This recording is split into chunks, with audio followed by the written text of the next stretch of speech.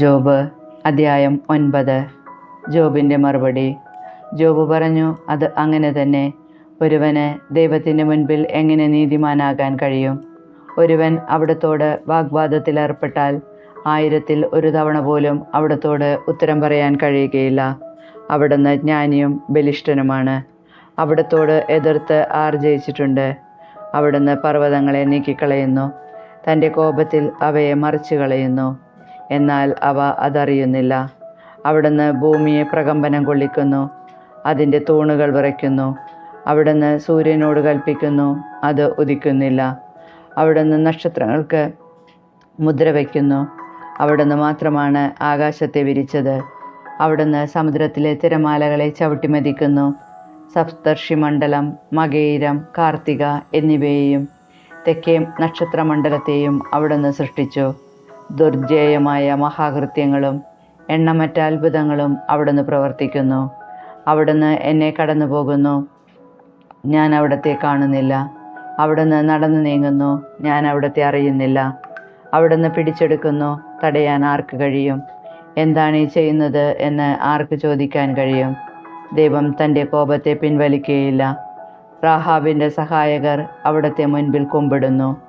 അപ്പോൾ അവിടത്തോട് ഉത്തരം പറയാൻ എനിക്കെങ്ങനെ വാക്ക് കിട്ടും?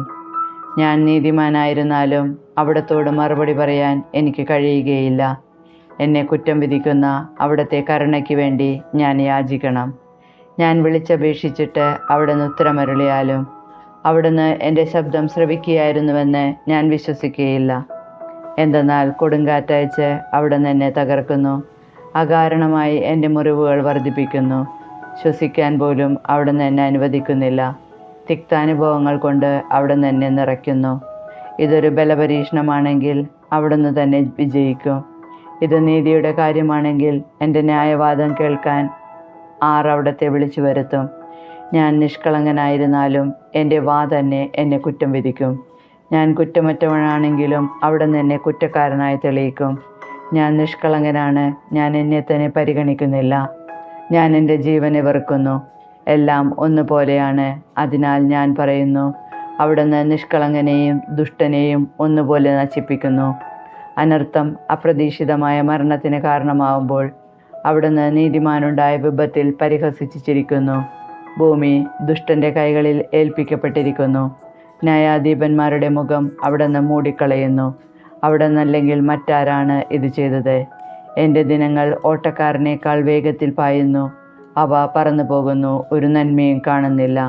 ഈറ്റ കൊണ്ടുള്ള ഓടിവള്ളം പോലെയും ഇരയെ റാഞ്ചുന്ന കഴുകനെ പോലെയും അവ കടന്നു പോകുന്നു. പരാതി മറന്ന് വിഷാദഭാവം അകറ്റി പ്രസന്നതയോടെ ഇരിക്കുമെന്ന് ഞാൻ പറഞ്ഞാൽ അങ്ങനെ നിർദോഷനായി എണ്ണുകയില്ലെന്നറിഞ്ഞ് ഞാൻ എൻ്റെ എല്ലാ ദുരിതങ്ങളെയും ഭയപ്പെടുന്നു. ഞാൻ കുറ്റക്കാരനായി വിധിക്കപ്പെടും. പിന്നെന്തിന് ഞാൻ നിഷ്ഫലമായി പ്രയത്നിക്കുന്നു? ഞാൻ മഞ്ഞുകൊണ്ട് എന്നെ കഴുകിയാലും എൻ്റെ കരങ്ങൾക്ക് ക്ഷാരശുദ്ധി വരുത്തിയാലും അങ്ങനെ ചെളിക്കുഴിയിൽ മുക്കും. എൻ്റെ വസ്ത്രങ്ങൾ പോലും എന്നെ വെറുക്കും. ഞാൻ അവിടത്തോട് മറുപടി പറയേണ്ടതിനും ഒരുമിച്ച് ന്യായവിസ്താരത്തിന് വരുന്നതിനും അവിടുന്ന് എന്നെപ്പോലെ മനുഷ്യനല്ലല്ലോ.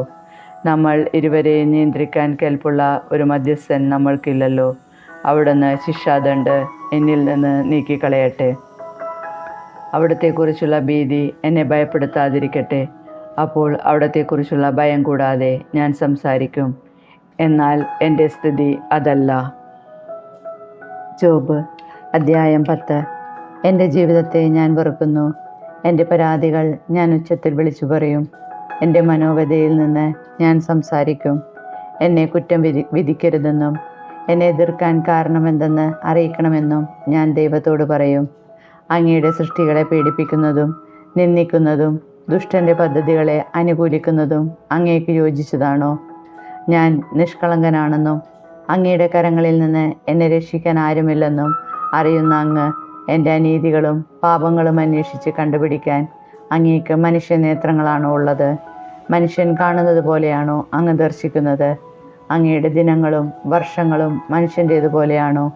അങ്ങയുടെ കരങ്ങൾ എനിക്ക് രൂപം നൽകി എന്നെ സൃഷ്ടിച്ചു. എന്നാൽ ഇപ്പോൾ അങ്ങ് എനിക്കെതിരെ തിരിഞ്ഞ് എന്നെ നശിപ്പിക്കുന്നു. കളിമണ്ണ് കൊണ്ടാണ് അങ്ങനെ സൃഷ്ടിച്ചതെന്ന് അനുസ്മരിക്കണമേ.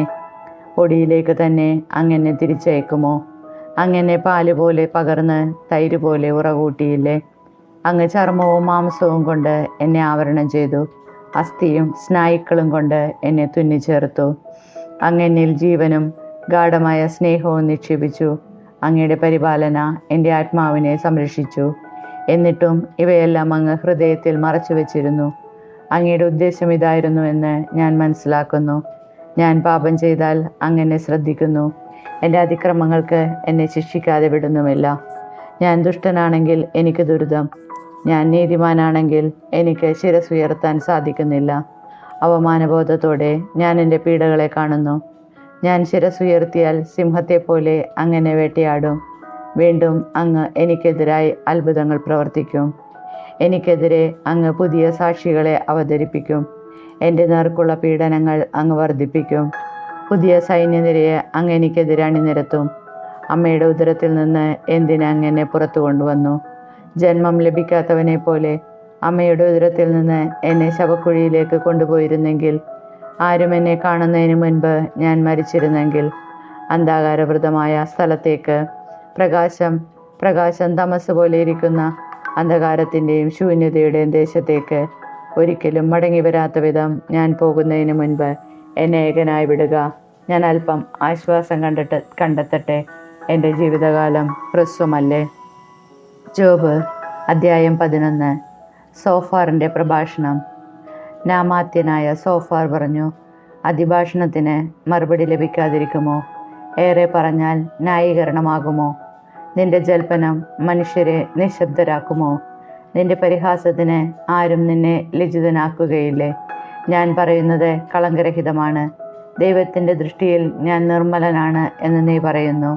ദൈവം അധരം തുറന്ന് നിന്നോട് സംസാരിക്കുകയും ദുർഗ്രഹമായ ജ്ഞാനത്തിൻ്റെ രഹസ്യങ്ങൾ നിന്നെ അറിയിക്കുകയും ചെയ്തിരുന്നെങ്കിൽ, നിന്റെ അകൃത്യങ്ങൾ അർഹിക്കുന്നതിനേക്കാൾ കുറച്ച് മാത്രമേ ദൈവം നിന്നിൽ നിന്ന് ഈടാക്കിയിട്ടുള്ളൂ എന്ന് മനസ്സിലാക്കുക. ദൈവത്തിൻ്റെ ദുരൂഹര രഹസ്യങ്ങൾ ഗ്രഹിക്കാൻ നിനക്ക് കഴിയുമോ? സർവശക്തൻ്റെ സീമ നിർണയിക്കാൻ നിനക്ക് സാധിക്കുമോ? അത് ആകാശത്തേക്കാൾ ഉന്നതമാണ്. നിനക്കെന്ത് ചെയ്യാൻ കഴിയും? അത് പാതാളത്തേക്കാൾ അഗാധമാണ്. നിനക്കെന്ത് മനസ്സിലാക്കാൻ സാധിക്കും? അത് ഭൂമിയേക്കാൾ നീളമുള്ളതും സമുദ്രത്തേക്കാൾ വീതിയേറിയതുമാണ്. അവിടുന്ന് കടന്നു വന്ന് ബന്ധനത്തിലാക്കുകയും ന്യായവിധിക്ക് വിളിക്കുകയും ചെയ്താൽ ആർക്ക് അവിടത്തെ തടയാൻ കഴിയും? എന്തെന്നാൽ നിസ്സാരരായ മനുഷ്യരെ അവിടുന്ന് അറിയുന്നു. അകൃത്യങ്ങൾ കാണുമ്പോൾ അവിടുന്ന് അത് കണക്കിലെടുക്കാതിരിക്കുമോ?